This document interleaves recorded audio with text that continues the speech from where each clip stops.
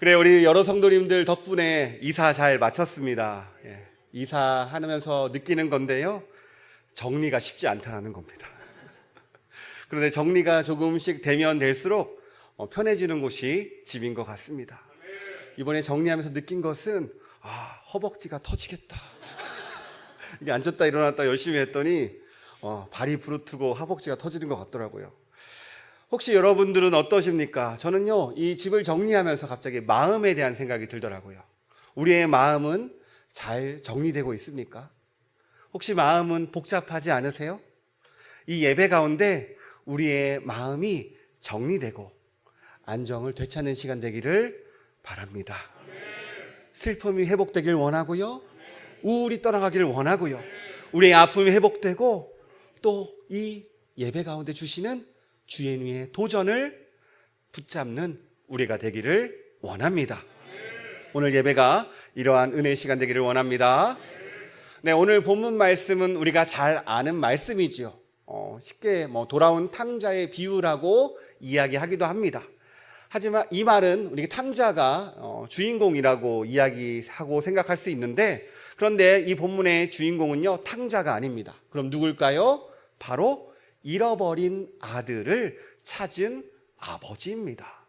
그 근거가 뭐냐면 오늘 본문의 문맥이에요. 누가복음 15장을 쭉 보면은 세 개의 비유가 나옵니다. 첫 번째 비유가 뭐냐면 잃은 양을 찾은 목자의 비유가 나와요. 양 100마리가 있는데 99마리를 안전한 곳에 모아놓고 잃어버린 한 마리를 찾는 목자의 모습입니다. 두 번째는 한 드라크마를 잃은 여인, 그 드라크마를 찾기 위해서 애쓰고 결국엔 찾아내서 기뻐하는 여인의 모습이 보여요. 그리고 오늘 세 번째 이야기가 뭡니까? 바로 탕자의 이야기예요. 자, 앞에 두 이야기를 바탕으로 생각해 보니까 이 본문은 돌아온 탕자가 주인공일까요? 아니면 아들을 이해해주고 기다려주고 달려가서 맞이한 아버지가 주인공일까요? 정답은 아버지입니다. 그러니까 예수님은요, 이 비유를 통해서 하나님이 바로 우리의 아버지라는 것을 알려주고 있는 것입니다. 왜 예수님이 하나님이 아버지라는 것을 우리에게 알려주고 있을까요? 다른 이유가 아니죠. 우리가 바로 하나님의 자녀이기 때문입니다. 우리 요한복음 1장 12절 말씀 함께 봉독하도록 하겠습니다. 영접하는 자, 곧 그 이름을 믿는 자들에게는 하나님의 자녀가 되는 권세를 주셨으니 아멘. 그렇습니다. 예수 그리스도를 믿는 자에게 하나님의 자녀가 되는 권세를 주셨습니다. 이것을 믿으십니까?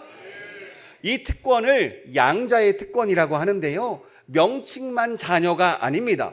유산까지 상속받는 자격 있는 권세 있는 자녀예요. 이게 바로 누구라고요? 우리라는 겁니다. 우리는 이것을 기억해야 됩니다. 그래서 마태복음 6장을 보면은 주기도문을 어떻게 시작하죠? 하늘에 계신 우리 아버지요. 그렇습니다. 하나님이 우리의 아버지 되심을 믿는 우리가 되기를 축복합니다. 자, 따라해 볼까요? 나는 하나님의 자녀다. 하나님이 우리 아버지다. 아멘. 그렇습니다. 이 고백대로 될 줄 믿습니다. 그렇습니다. 우리 하나님이 우리의 아버지 되십니다. 이 아버지께서 세상을 창조하셨고요, 세상을 다스리시고요, 세상을 주관하십니다. 이러한 분이 우리 아버지라는 거예요. 이것을 믿었을 때 우리는 세상 가운데 흔들리지 않고 하나님을 더 믿을 수 있게 되는 것입니다. 그런데 오늘 본문을 보니까 아버지는 정말 좋은 분이지만 자식만큼은 아버지 마음대로 안 되는 것 같습니다. 다 키워봐서 알죠? 저도 느끼고 있습니다. 왜냐하면 당시 시대적으로 무척이나 당돌한 아들이 등장하기 때문입니다. 이 아들은 아버지에게 당당하게 자신의 유산을 요구해요. 지금이야 그냥 당당하다고 이야기할 수 있지만 당시에는 무척이나 무례한 행동이었어요. 당시 유대 사회에서 부모가 자식에게 유산을 물려줄 때 첫째가 동생의 2배를 받았습니다. 그리고 나머지 재산을 가지고 나머지 형제들이 나눠 가졌어요. 그러니까 부모님이 가진 재산이 3이라면은 첫째가 2개를 다 가져갔어요. 나머지 형제들이 하나를 가지고 나눴던 거예요. 그러니까 장남은 몇 개 가지고 있어요? 2개. 장남 아니면 속상해서 어떡하는지. 당시에도 장남이 혼자 다 가져갔습니다. 그런데 이 유산은 부모가 돌아가신 후에 자식들에게 분배가 되었어요. 혹시 살아계시는 동안 분배가 이루어졌다 할지라도 부모님이 돌아가시기 전까지는 이 재산을 소유할 수도 처분할 수도 없었습니다. 그러니까 모든 권한이 누구에게 있었어요? 부모님에게 있었어요. 그러니까 정상적인 방법은 부모님이 돌아가야 재산을 처분하는 거예요. 또 당시는요, 부모와 자식 간의 관계가 훨씬 더 엄격했습니다. 그 증거를 우리 함께 살펴볼게요. 신명기 21장 18절에서 21절 말씀입니다. 우리 화면을 보면서 함께 읽도록 하겠습니다.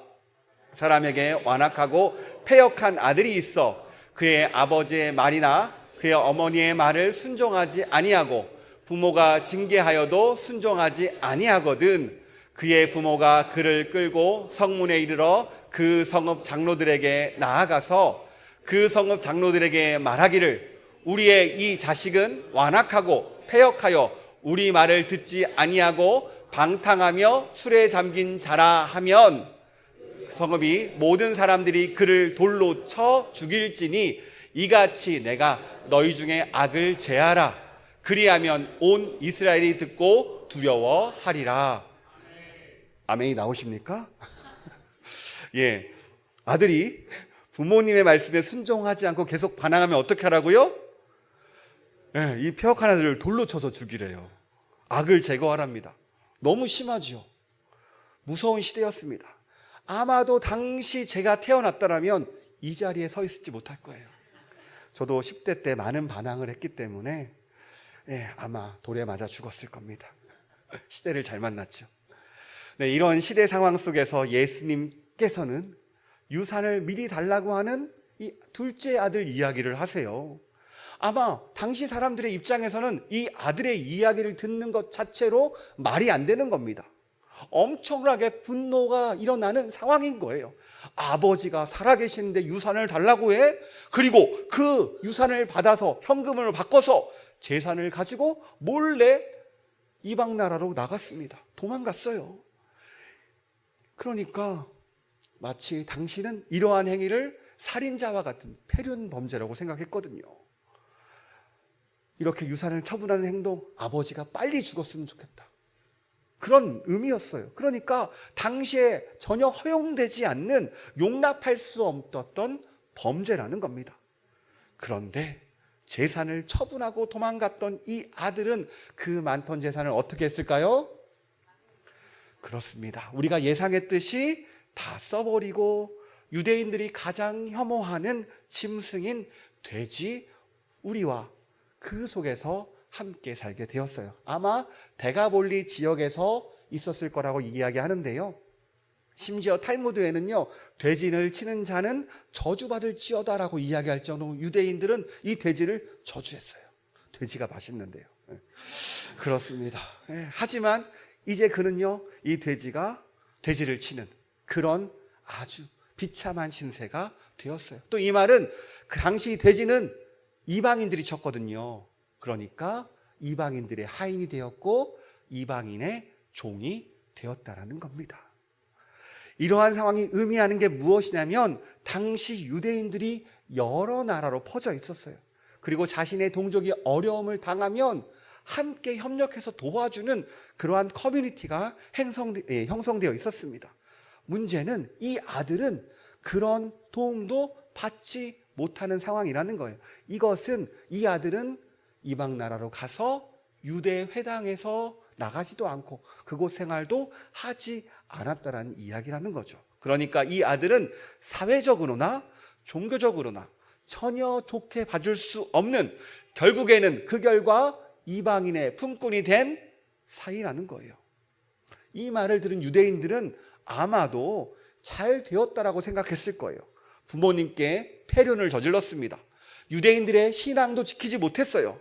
이 엇나간 이 아들, 아주 부정한 동물, 돼지를 치는 종이 된 것 자체로 어찌 보면 너는 죗값을 치르고 있는 거야라고 당당히 이야기하기도 했을 겁니다. 다른 이들은 그래, 죄를 지면 그렇게 되는 거야, 통쾌하기도 했을 거예요. 그런데 여기서 반전이 일어납니다. 둘째 아들이 돌아갈 결심을 해요. 우리 17절에서 19절 말씀 함께 읽도록 하겠습니다. 이에 스스로 돌이켜 이르되 내 아버지에게는 양식이 풍족한 품꾼이 얼마나 많은가? 나는 여기서 주려 죽는구나. 내가 일어나 아버지께 가서 이르기를 아버지, 내가 하늘과 아버지께 죄를 지었사오니 지금부터는 아버지의 아들이라 일컬음을 감당하지 못하겠나이다. 나를 품꾼의 하나로 보소서 하리라 하고. 17절을 보면은 첫 번째 이런 말이 나와요. 이에 스스로 돌이켜 이르되. 그러니까 이 아들이 스스로 돌이켰대요. 이것을 세번역에서는요, 그제서야 그는 제정신이 들어서라고 해석합니다. 그러니까 이 아들이 모든 재산을 탕진하고 인생의 밑바닥을 경험하고 나서 어찌할 바를 모르고 상황과 환경이 막막하고 그때서야 제정신이 들어서 그때서야 비로소 자신을 돌아보게 되었다는 겁니다. 그래요. 우리도 마찬가지죠. 내 힘이 빠졌을 때, 내가 아무것도 할 수 없을 때, 막막할 때 비로소 생각나는 분이 계십니다. 누구세요? 바로 우리 아버지 하나님이십니다. 저도 그런 시기가 있었습니다. 제가 대학교 학자금 대출을 갚기 위해서 졸업 후에 직장 생활을 했거든요. 하나님의 은혜로 7학기 대출을 받았고, 총 8학기죠. 첫 번째는 우리 할아버지께 내주셨어요. 그리고 7학기 학자금 대출을 갚기 위해서 직장 생활을 했습니다. 처음에는 저도 신학을 공부하다가 목적도 있고 뭘 해야 되는지, 어디로 가야 되는지, 어떤 것을 해야 되는지 전혀 모르겠는 거예요. 그러면서 점점 교회도 안 나가게 됩니다. 직장 생활 제가 해봐서 알거든요. 토요일 날 열심히 놀다가 자고 일어나니까 오후 3, 4시예요. 교회 갈 시간이 지났어요. 그래서 집에서 연락 옵니다. 성진아, 교회는 갔다 왔니? 그럼 저 얘기합니다. 네. 이런 생활을 계속 3, 4개월 정도 했었습니다. 그런데 너무 힘들고 답답하더라고요. 너무 죽고 싶어가지고, 그래도 저에게는 그 마음이 있었거든요. 자살하면 지옥 간다. 우리 주일학교에서 배웠던 그거 하나가 남아가지고, 그 자살은 힘들겠고 어떻게 하면 빨리 천국 갈 수, 천국은 가고 싶었거든요. 천국 갈 수 있을까? 그래서 그때 당시에 저희가 있었던 무기 자동차를 끝까지 밟고 다닙니다. 240까지 나갔나 그때? 고속도로에서 그렇게 타고 다녔어요. 어떤 마음이냐면 누가 나를 쳐줬으면 좋겠다. 내 탓 아니잖아. 무슨 내 탓인데 사실. 그런 마음으로 타고 다녔어요. 그러다가 뭐 교통사고도 2번 났고요. 그러다가 또 어느 순간 교회를 가야겠다는 마음이 들더라고요. 방황 한참 하다가 다시 교회를 나가서 이 자리에 앉았는데 어떻게 된 줄 아세요? 예배 드리는 순간 아무것도 안 했는데 눈물이 계속 나는 거예요. 눈물이 주룩주룩 계속 나고 목사님 말씀은 사실 들어오지 않았어요. 그냥 앉아서 갔는데 눈물만 흘리다 갔습니다. 그 모습 보고서 옆 사람이 휴지를 주시고 챙겨주시는데 너무 부끄러웠어요. 혹시 여러분 눈물 흘리시면 모른 채 해주시기 바랍니다. 너무 저는 부끄러웠어요. 그런데 그 예배 가운데 저는 성령님께서 임재하셨고 저를 만져주시고 조금씩 내 마음을 회복시켜 주시는 주님을 만났거든요. 그래서 저는 이 예배가 정말 소중한 자리라고 생각합니다. 우리의 넘어졌던 마음들, 무너졌던 마음들이 이 예배 가운데 회복되거든요. 감사하게 오늘 이 예배 가운데서도 주님이 임재하셔서 우리를 살려낼 줄 믿습니다. 우리는 주님을 떠나 있거나 주님과 함께 있을 때 항상 하나님이 우리의 아버지이심을 잊으면 안 됩니다. 왜 그렇습니까? 하나님 아버지가 우리의 능력이 되기 때문입니다. 그런데 이 둘째 아들은 집으로 돌아가도 아들이 될 수 없음을 알았어요. 왜 그렇습니까? 아들의 지위를 다 던져버리고 나갔거든요. 그리고 유대 율법에 따라서 동네에 들어가는 순간 사람들에게 적발되면 어떻게 됩니까? 돌로 맞아 죽는 상황이에요. 본인이 누구보다 잘 알고 있습니다. 그런데 그것조차 다 인정하고 감수하고 집으로 돌아갑니다. 아버지 집으로 돌아가자. 품꾼 중 하나로 살아도 이것보다 낫겠다. 이 세상에서 아파하는 것보다 그냥 하나님 품에서, 그러니까 아버지 품에서 때로는 가다가 힘들 수 있지만 그 품에 안기는 게 훨씬 낫겠다 라고 처절하게 깨달은 뒤에 돌에 맞아 죽을 각오를 하고 아버지께로 돌아갑니다. 그런데 우리 아버지는요, 이 모든 것을 아셨어요. 아들이 집을 떠난 뒤에 애타게 아들이 돌아오기만을 기다리고 있었기 때문입니다. 저기 멀리서 집에 돌아오는 길에 아들이 돌아오는 것을 한눈에 알아보세요. 아직도 거리가 먼데요, 달려가서 아들을 맞이합니다. 우리 20절 말씀 함께 읽도록 하겠습니다. 이에 일어나서 아버지께로 돌아가니라. 아직도 거리가 먼데 아버지가 그를 보고 측은히 여겨 달려가 목을 안고 입을 맞추니. 아멘. 아마도 예수님의 이야기를 듣고 있었던 바리새인들과 서기관들과 유대인들은 집으로 돌아오는 길에 이 아들이 돌에 맞아 죽기를 기대했을지 몰라요. 어쩌면 그것이 당연하다고 생각했던 사람들입니다. 맞아요. 둘째, 그 폐륜적인 범죄, 살인죄와 같은 죄를 저지른 것은 많습니다.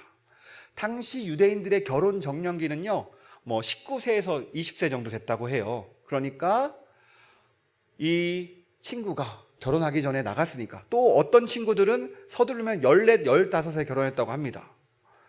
결혼 전에 집을 나갔다 들어왔어요. 제가 아무리 계산해도 20대 초반일 것 같아요. 그 아들이, 이 청년이 집으로 돌아옵니다. 여러분 어떻게 생각하세요? 이 아들은 죽어 마땅할까요? 유산을 처분했으니까 유대인의 관습에 의해서 돌에 맞아 죽어야 될까요? 그런데 아버지의 마음은 달랐습니다. 아들을 생각하고 아들을 향해 뛰어갑니다. 당시 유대 사회는 우리 조상들과 마찬가지로 급하게 뛰어다니면 아주 천박하다라고 생각했거든요. 조심조심 양반처럼 다녔어요. 그런데 아버지가 아들을 확인하자마자 어떻게 합니까? 정신없이 달려가요. 아들이 돌에 맞아 죽기 전에 살리기 위해서예요. 이게 바로 아버지의 마음입니다. 그러니까 아버지는 아들을 기다리다가 발견한 것이 아니라는 것을 우리는 알 수 있어요. 사실 이 아버지는 아들이 집을 나가는 순간부터 아들의 삶을 주의 깊게 봤습니다. 눈을 떼지 않았어요. 멀리서 지켜보고 어떻게 지내는지 알아보고 또 주변에 지켜주시고 끊임없이 관심을 가지고 멀리서 바라만 보셨던 분, 이분이 바로 우리 아버지라는 거예요. 그런데 예수님이 말하는 아버지가 누구십니까? 바로 우리 하나님 아버지라는 거예요. 하나님 아버지는요, 우리가 스스로 깨닫도록 재산도 처분하고 부모님께 반항하고 세상으로 나가는 것도 허용하셨습니다. 세상에서 가진 재산 다 탕진하고 배고픔에 굶주려 쓰러 지쳐 있을 때도 그 모습 보시면서도 정말로 움직이고 싶지만 그저 보고만 계셨어요. 왜요? 하나님 우리를 너무 잘 알고 있거든요. 우리는 하고 싶은 거를 하려고 하죠. 꽂힌 것들이 있으면 그것만 하려고 합니다. 그러니까 내 마음이 동하지 않으면 안 하려고 해요. 만약 하나님께서 우리의 다리 몽둥이를 부러뜨려서 교회로 데리고 왔다고 생각해 보세요. 우리 다리가 회복되면 어떻게 될까요? 또 나가요. 하나님은 인격적인 분이십니다. 그런 방법을 쓰지 않으세요. 정말로 네가 원하니까. 내가 보기에는 그곳은 돼지우리 같고 정말 힘든 곳이고 어려운 곳이지만 정말로 눈물을 흘리며 우리 자식을 세상으로 보내는 그 마음으로 바로 허용한다라는 거예요. 그리고 나가 보면은 분명히 제정신 들 때가 있을 것을 아셨기 때문입니다. 그리고 그 돌아올 때를 알기에 눈물로 기다렸고 오늘 이 시간 직접 아들에게 먼저 달려가 아들을 보호하시고 지켜주시고 아들을 찾아오셨어요. 그 이야기가 22절에서 24절 말씀입니다. 우리 같이 읽도록 하겠습니다. 아버지는 종들에게 이르되 제일 좋은 옷을 내어다가 입히고 손에 가락지를 끼우고 발에 신을 신기라. 그리고 살찐 송아지를 끌어다가 잡으라. 우리가 먹고 즐기자. 이 내 아들은 죽었다가 다시 살아났으며 내가 잃었다가 다시 얻었노라 하니 그들이 즐거워하더라. 아멘. 우리가 말씀을 통해 알 수 있는 것이 있지요. 이 아버지는요, 아들이 돌아온 것 자체로 너무나 행복해 하십니다. 잔치를 벌이시고요, 너무 즐거워하세요. 비록 이 아들은요, 폐륜의 죄를 저질렀습니다. 죄인이라는 낙인이 찍혔어요. 언제든 돌을 맞아 죽어도 어색하지 않습니다. 하지만 이제 집에 돌아왔고요, 무사히 돌아왔습니다. 이 아버지 입장에서는 잃어버렸던 아들, 잃어버렸던 생명을 다시 찾은 거예요. 얼마나 기쁘실까요? 그런데 오늘 말씀을 묵상하다 보니까 어쩐지 이 둘째 아들의 모습이 우리의 모습과 비슷합니다. 우리도 이 교회, 이 주님 품 안에 있을 때 세상을 향해 바라보니까 어떻게 합니까? 세상이 더 좋아 보여요. 세상이 더 재미있어 보입니다. 그래서 교회도 떠나보고 신앙도 내려놓고 세상으로 나가봅니다. 그리고 그것들을 즐기기 시작해요. 그런데 즐기다 보니까 우리에게 어떤 삶이 찾아옵니까? 바로 돼지우리와 같은 더럽고 불결하고 답답한 지옥과 같은 현실이 찾아옵니다. 아무리 현실을 벗어나고 싶지만 벗어날 수가 없어요. 왜 그렇습니까? 아버지에게 돌아가지 않으면 회복될 수 없기 때문입니다. 세상에서 아무리 발버둥 쳐봐도 내 힘으로 안 되기 때문이에요. 이 답답하고 더럽고 불결한 이 현실은 우리 능력으로 벗어날 수 없기 때문입니다. 지금 우리는 세상에서 무엇 때문에 힘드십니까? 혹시 돼지우리에 있는 것은 내가 아닌가요? 만약에 하나님께서 이 모든 것을 허용하지 않으셨다면 이런 고생도 안 했잖아요. 그냥 하나님 세상 나가지 못해 그냥 붙잡아 두시죠. 왜 그랬어요? 라고 이야기하겠지만 우리 하나님은요, 인격적인 분이십니다. 그러니까 요청하시면 받아주세요. 세상으로 나가겠다 하는 것들을 허용하세요. 왜냐하면 세상에 나가보면 세상의 허무한 것들, 세상의 아픔들, 세상의 부족한 것들, 그 모든 것을 깨닫게 되기 때문입니다. 그리고 그때서야 힘들고 어려울 때 아버지가 생각나기 때문이에요. 저는 오늘 말씀을 묵상하면서 우리를 사랑하시는 하나님 아버지의 마음이 느껴졌습니다. 사랑하니까 인격적으로 우리가 나가는 것을 허용하는 거예요. 사랑하니까 너 스스로 돌아올 수 있도록 배려하는 겁니다. 오늘도 하나님은요, 우리를 기다리고 계십니다. 사랑하는 아들이 내 품에 안기기를, 다시 돌아오기를 기다리고 계세요. 혹시 그동안 주님 품을 떠났던 분 계십니까? 아직 주님께 완전히 돌아가지 못한 분 계십니까? 우리 하나님은요, 돌아오기를 원하세요. 왜 그렇습니까? 집에 돌아와야 회복되기 때문입니다. 아프지 않으니까요. 상처가 회복되니까요. 집에 돌아와야 건강을 되찾으니까요. 아버지의 품이 우리에게 소망이기 때문입니다. 오늘 우리는 아버지의 품으로 돌아가야 됩니다. 그리고 걱정하지 마세요. 아들이 어떤 잘못을 했든지 아버지와 아들의 관계는 영원히 변하지 않습니다. 아들이 무슨 짓을 했어도 아버지에게 돌아온다면 이 아버지는요, 아들의 자격을 그대로 회복시켜 주시고 더 사랑해 주시고 더 축복해 주십니다. 세상 그 어떤 것도 아버지와 자녀의 관계를 끊을 수 없습니다. 그리고 이 비유의 마지막 절을 보면은 하나님의 구원이 어떤 것인지 아주 선명하게 기록되었어요. 우리 24절 말씀 같이 읽도록 하겠습니다. 이 내 아들은 죽었다가 다시 살아났으며 내가 잃었다가 다시 얻었노라 하니 그들이 즐거워하더라. 아멘. 이게 32절에도 똑같이 나오는데요. 예, 동일한 얘기예요. 아버지는요, 집에 나갔다가 돌아온 둘째 아들이 죽었다가 살아난 자라고 말씀하세요. 사실 이 둘째는 자기 마음대로 아버지 떠났고요, 자신의 쾌락과 행복을 찾기 위해 살았습니다.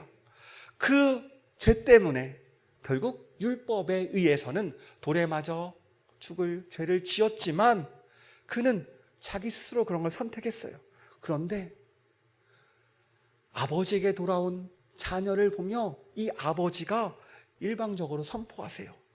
우리 자식은 죽었다가 다시 살아났습니다. 우리 자식은 잃었다가 다시 얻었습니다. 그러니까 이 아들이 언제 살아났어요? 이 아버지가 선포할 때, 선언할 때 살아났습니다.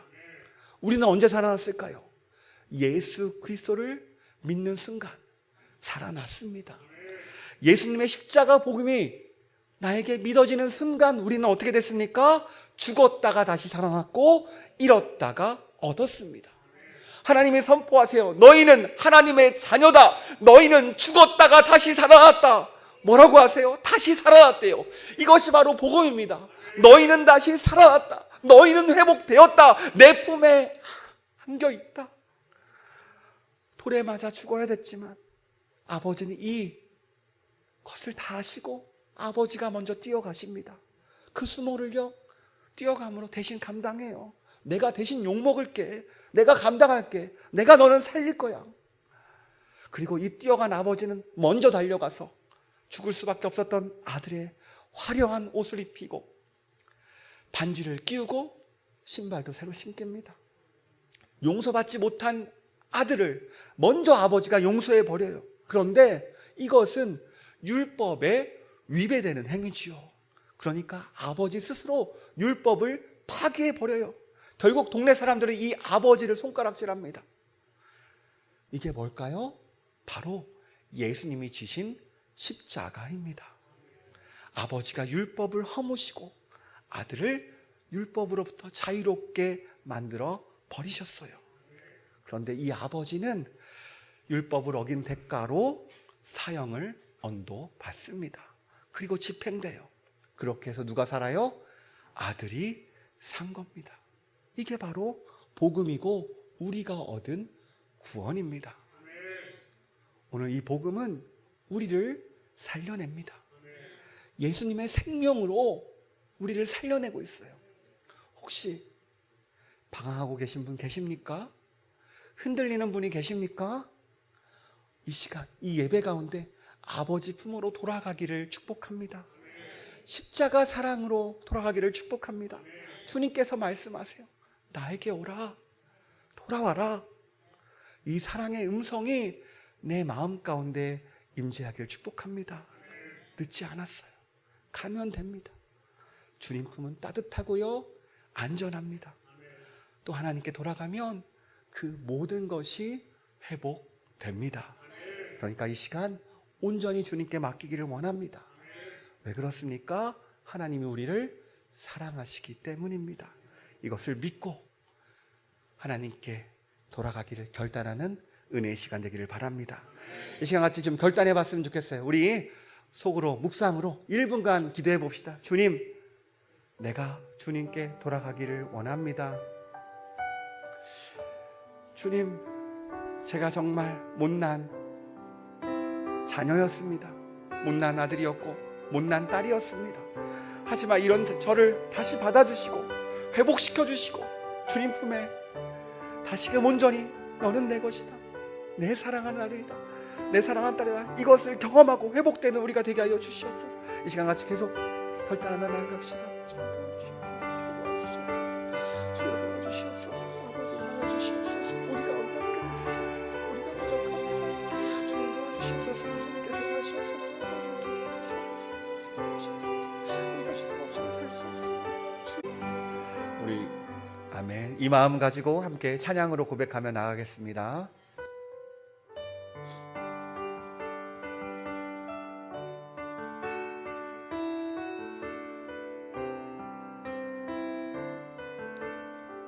보혈을 지나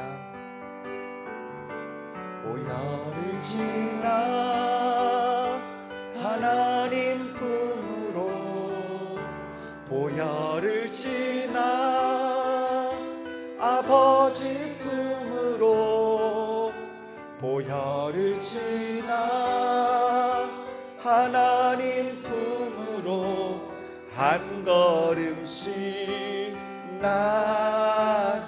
우리 다시 한번 고백합시다. 보혈을 지나 하나님 품으로 보혈을 지나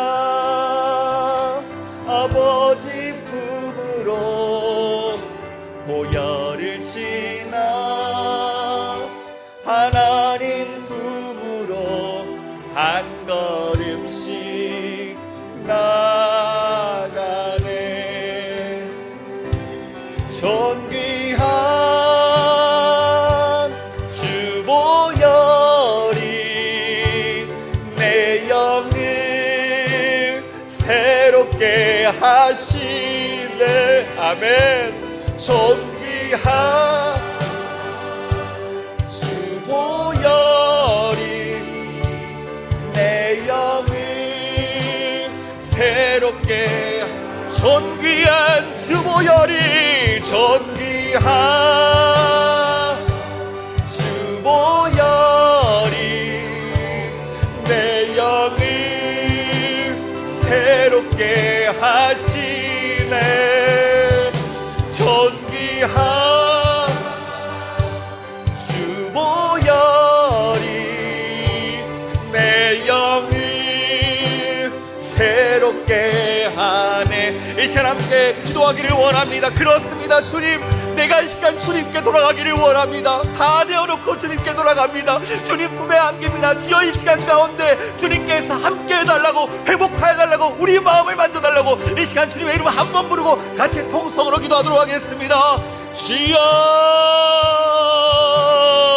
하나님 아버지 감사합니다. 오늘도 말씀을 통해서 내가 너희를 사랑한다, 나에게 돌아오라 말씀해 주시니 감사합니다. 아버지, 내가 주님 품에 돌아가고 싶습니다. 아버지, 내가 정말로 덜결하고 불결하고 정말 돼지우리 같은 이 세상 가운데 방황하고 넘어지고 쓰러져 있습니다. 내가 주님 품에 안기지 않고서는 도저히 회복될 수 없음을 고백합니다. 아버지, 이 시간 임자여 주셔서 우리 마음 가운데 스스로 돌이킬 수 있는 성령의 임자여 주셔서 우리를 치유하여 주셔서 우리를 회복하여 주시면서 이 시간 임자여서 온전히 임하시는 그 성령의 음성을 듣고 우리가 다시 회복되게 되어서 우리가 다시금 보혈의 능력을 의지하며 나아갑니다. 우리의 죄를 씻기고 우리를 살리시는 그 복음의 능력을 의지하며 나아갑니다. 아버지, 이 시간 주님을 의지하며 나아갈 때 우리를 만지시고 우리를 살리시고 우리를 고치시고 우리를 회복하여 주시면서 주님 없이는 살 수 없습니다. 주님 없이는 살 수 없습니다. 아버지, 임하시옵소서. 아버지, 역사하여 주시면서 아버지, 임자하여 주시면서 아버지 온전히 주를 바랄 때 주님께서 나타내 주실 줄 믿습니다. 아버지, 임하여 주시옵소서.